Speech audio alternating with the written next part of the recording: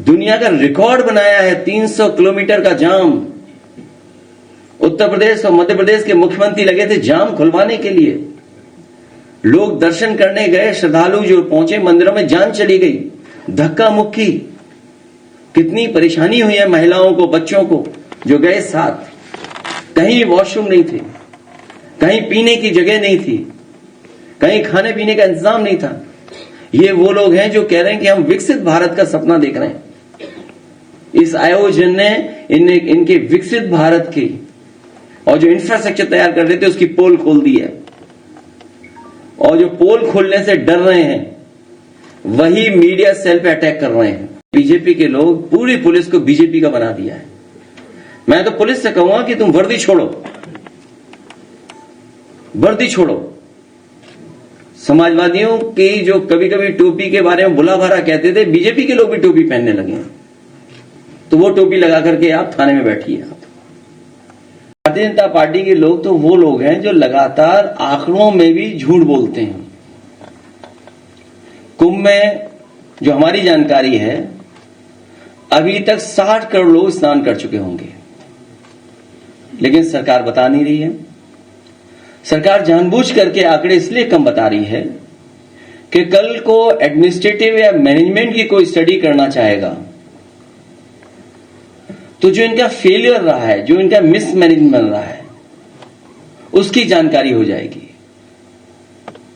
ये कुंभ का मिसमैनेजमेंट की स्टडी ना हो, इसीलिए जानबूझ करके गिनती कम बता रहे हैं। हमारा सरकार से अपील है कि बहुत सारे बुजुर्ग 65 साल से ऊपर, 70 साल से ऊपर, वो लोग स्नान नहीं कर पाए। वो स्नान करना चाहते हैं, पुण्य और इस तरह के धार्मिक कार्यक्रमों में शामिल होना चाहते हैं। तो मेरी सरकार से यही अपील है कि एक समय पर 75 दिन का होता था ये कुंभ। सम्राट हर्षवर्धन के समय पर जो कुंभ का आयोजन होता था बहुत लंबा होता था। उस समय जहां दूर दूर से लोग, हर धर्म के लोग आकर के उस कुंभ में शामिल होते थे, स्नान करते थे और दान कर करके भी जाते थे। तो सरकार से हमारी ये मांग है कि इस कुंभ के आयोजन को, क्योंकि बहुत सारे बुजुर्ग लोग अभी स्नान नहीं कर पाए हैं, जब उन्होंने तस्वीरें देखी हैं सड़कों पे जाम की, जो भूखे प्यासे लोग नहीं पहुंच पाए, घंटों गाड़ियां चला करके भी नहीं पहुंच पाए, भगदड़ भी हुई, जाने भी गई, लोग आते समय में भी एक्सीडेंट हुआ, जाने चली गई, जाते समय में भी बड़े पैमाने पे लोगों की जान गई, जिसका आंकड़ा सरकार अभी तक नहीं दे पा रही है।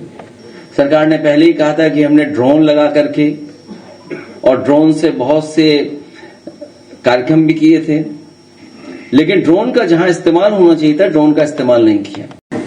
एक चीज कुंभ में हमने भी सीखी इस बार, वो आपको भी सीखना चाहिए, कपड़े पहन करके स्नान करना। जीएसटी को लेकर के व्यापारी चिंतित है। जब तक वो जीएसटी को समझ पाता है व्यापारी, तब तक सरकार उस जीएसटी को लेने का तरीका बदल देती है। और जीएसटी की वजह से और सरकार की मुनाफाखोरी की वजह से और सरकार के जो इलेक्टोरल बॉन्ड की वजह से हमें और आपको महंगाई का सामना करना पड़ रहा है। अगर आप तीनों चीजों का हिसाब किताब लगाएंगे, जीएसटी जिस तरीके से लागू हो रही है, दूसरा जो उनकी मुनाफाखोरी पॉलिसी है, तीसरा इलेक्टोरल बॉन्ड, इन तीनों चीजों का अगर आप हिसाब किताब लगाओगे तो आप पाएंगे इसी की वजह से महंगाई बढ़ रही है। भारतीय जनता पार्टी के लोग, भारतीय जनता पार्टी की troll team, Bharatiya Janata party के जो मीडिया सेल देखते हैं, जो फाइनेंशियली उनको सपोर्ट पहुंचाते हैं, लाखों रुपया उनको मिलता है प्रति महीना, वो गलत भाषा या किसी की छवि नहीं बिगाड़ेंगे। वो अपने में सुधार लाएंगे तो समाजवादी पार्टी के लोग भी अपने अंदर सुधार लाएंगे। बीजेपी के लोग अगर गलत शब्द इस्तेमाल करेंगे तो समाजवादी पार्टी के लोग भी उसी तरह का जवाब उनको देंगे। और समझौता ये हुआ था कि बीजेपी का एक भी आदमी सोशल मीडिया पर व्यवहार खराब नहीं करेगा, और अगर हम सूचना देंगे तो उस पर एफआईआर दर्ज होगी।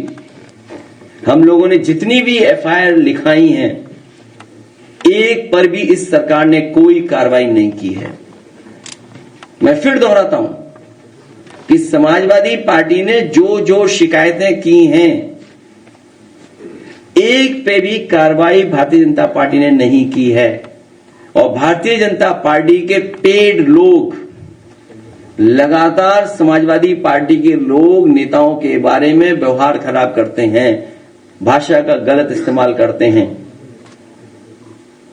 ये सरकार आवाज दबाना चाहती है। भारतीय जनता पार्टी के लोग, भारतीय जनता पार्टी की troll team, Bharatiya Janata party के जो मीडिया सेल देखते हैं, जो फाइनेंशियली उनको सपोर्ट पहुंचाते हैं, लाखों रुपया उनको मिलता है प्रति महीना, वो गलत भाषा या किसी की छवि नहीं बिगाड़ेंगे। वो अपने में सुधार लाएंगे तो समाजवादी पार्टी के लोग भी अपने अंदर सुधार लाएंगे। बीजेपी के लोग अगर गलत शब्द इस्तेमाल करेंगे तो समाजवादी पार्टी के लोग भी उसी तरह का जवाब उनको देंगे। और समझौता ये हुआ था कि बीजेपी का एक भी आदमी सोशल मीडिया पर व्यवहार खराब नहीं करेगा, और अगर हम सूचना देंगे तो उस पर एफआईआर दर्ज होगी। हम लोगों ने जितनी भी एफआईआर लिखाई हैं, एक पर भी इस सरकार ने कोई कार्रवाई नहीं की है। मैं फिर दोहराता हूं कि समाजवादी पार्टी ने जो जो शिकायतें की हैं, एक पे भी कार्रवाई भारतीय जनता पार्टी ने नहीं की है। और भारतीय जनता पार्टी के पेड लोग लगातार समाजवादी पार्टी के लोग नेताओं के बारे में व्यवहार खराब करते हैं, भाषा का गलत इस्तेमाल करते हैं। ये सरकार आवाज दबाना चाहती है।